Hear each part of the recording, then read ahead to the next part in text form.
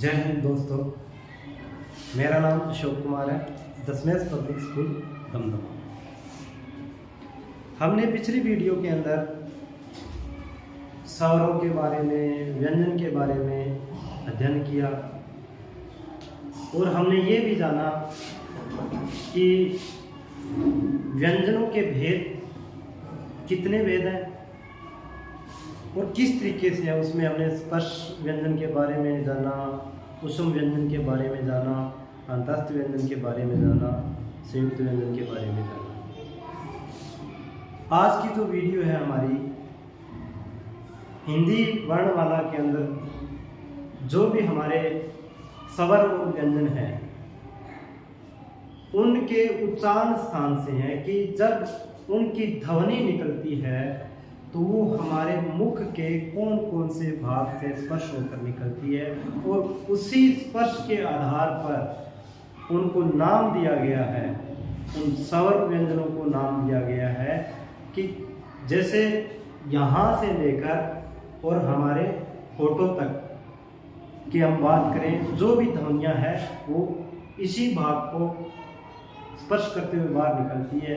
कंठ हो गया, फिर तालव हो गया, फिर मूर्धन्य हो गया, फिर दंत हो गया और फिर ओष्ठ हो गया, मतलब होठ हो गए। इन्हीं को स्पर्श करते हुए हमारे जो स्वर और व्यंजन है उनकी साउंड कह सकते हैं, उनकी ध्वनि कह सकते हैं, वो निकलती है। तो बात करते हैं कि उच्चारण के स्थान पर, उच्चारण का मतलब क्या है? उनको बोलना।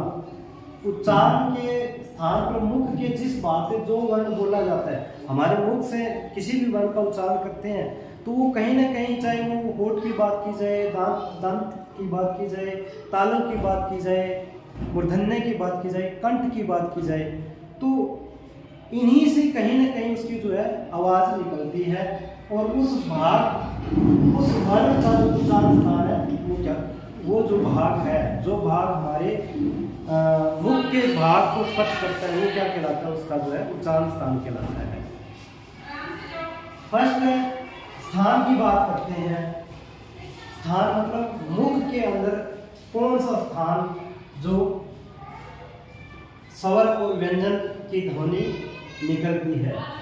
फिर हम बात करते हैं कि वर्ण, मतलब स्वर और व्यंजन ये क्या हमारे वर्ण ही है या उसको वर्णमाला कह देते हैं, और फिर उसको नाम क्या दिया गया है उसके बारे में हम आज बात करेंगे।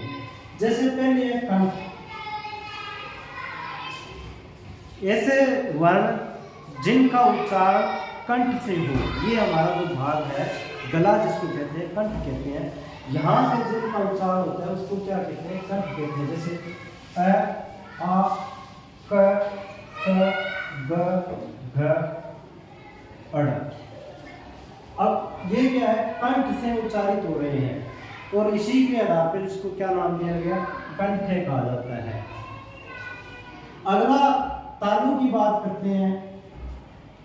तालु की अगर हम बात करें, आप अपने जीवा से अपने ऊपर के भाग को स्पर्श करके देखो, बिल्कुल जो नरम भाग होगा आपके, तालव जिसको कहें हम, तो उस भाग को तालव कहा जाता है। और ऐसे वर्ण हैं जिनका उच्चारण करते वक्त हमारी जो जीवा है उसको स्पर्श करती है और फिर उसकी जो है ध्वनि निकलती है।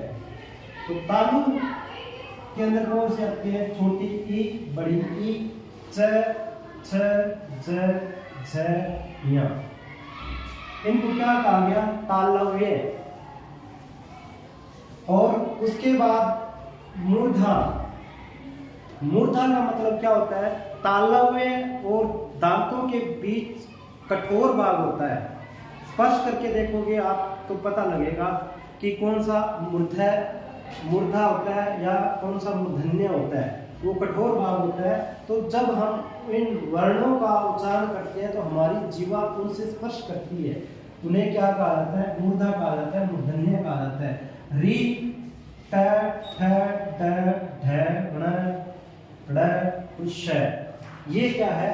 मूर्धन्य वर्ण कहलाते हैं। मूर्धन्य का पता लग गया होगा आपको। दांतों के पीछे का भाग, तालव के आगे का भाग, दोनों के बीच का जो कठोर भाग होता है उसको मूर्धन्य कहा जाता है। उसके बाद है दंत। जिनका उच्चारण दांतों के माध्यम से होता है। तो दंत के अंदर कौन से आएंगे? त, मतलब हमारी जीवा है जो क्या किससे स्पर्श कर रही है? दांतों से स्पर्श कर रही है। त बोलते हैं, दांत के साथ हमारी जीवा टच हो रही है, स्पर्श कर रही है। थ, द, ध, न, ल, स। और इसको क्या कहा गया? दंत्य कहा गया। दंत्य मतलब दांतों से उच्चारित व्यंजन। ओष्ठ, ओष्ठ का मतलब होता है होठ।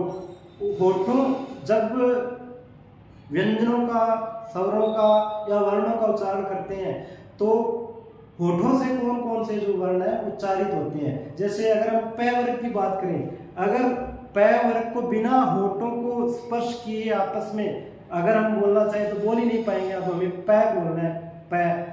अगर हम दोनों ऊपर नीचे के होठ को टच नहीं करेंगे तो प की साउंड निकलेगी नहीं, तो प वर्ग की पूरी नहीं निकलेगी। ठीक है, तो ओष्ठ की अगर बात करें तो इसमें छोटा ऊ, बड़ा ऊ, प, फ, ब, भ भी आएगा इसमें और मैं भी आएगा। ठीक है, इसको क्या कहा गया? ओष्ठ कहा गया। फिर है कंठ तालु, मतलब कंठ और तालव से जो व्यंजन बोले जाते हैं, ए और ऐ, इनको क्या कहा गया? कंठ तालव्य। और उसके बाद है कंठ ओष्ठ, कंठोष्ठ। कंठ और होठों से जिनका उच्चारण होता है, ओ और औ, इनको क्या कहा गया? कंठोष्ठ्य कहा गया। ये क्या है? इसका उच्चारण स्थान है, किसका? ओ और औ का। फिर है दंतोष्ठ, दांत और होठ, दंतोष्ठ। इसमें क्या आएंगे? व का व की साउंड निकालते हैं तो दांत और ओष्ठ दोनों ही इससे स्पर्श करते हैं। और फ की साउंड निकालते हैं तो भी क्या होता है? दंत और ओष्ठ दोनों ही इसको स्पर्श करते हैं। इसको क्या कहा जाता है? दंतोष्ठ्य कहा जाता है। उसके बाद है नासिक्य। नासिक्य का मतलब जिनकी साउंड नाक से निकलती हो, नासिक्य कहा जाता है। इसके अंदर इसको अंगय भी बोला जाता है, इया बोला जाता है, ण बोला जाता है, न बोला जाता है, मैं बोला जाता है। इनको क्या कहा जाता है? नासिक्य कहा जाता है। आई होप कि आज की वीडियो आपके समझ में आई, वर्णों का उच्चारण स्थान, और ये आपको याद रहना चाहिए, याद रखना चाहिए। भविष्य में ये चीज़ें आपके काम आने वाली है। जय हिंद, जय भारत। हंसते रहिए, स्वस्थ रहिए।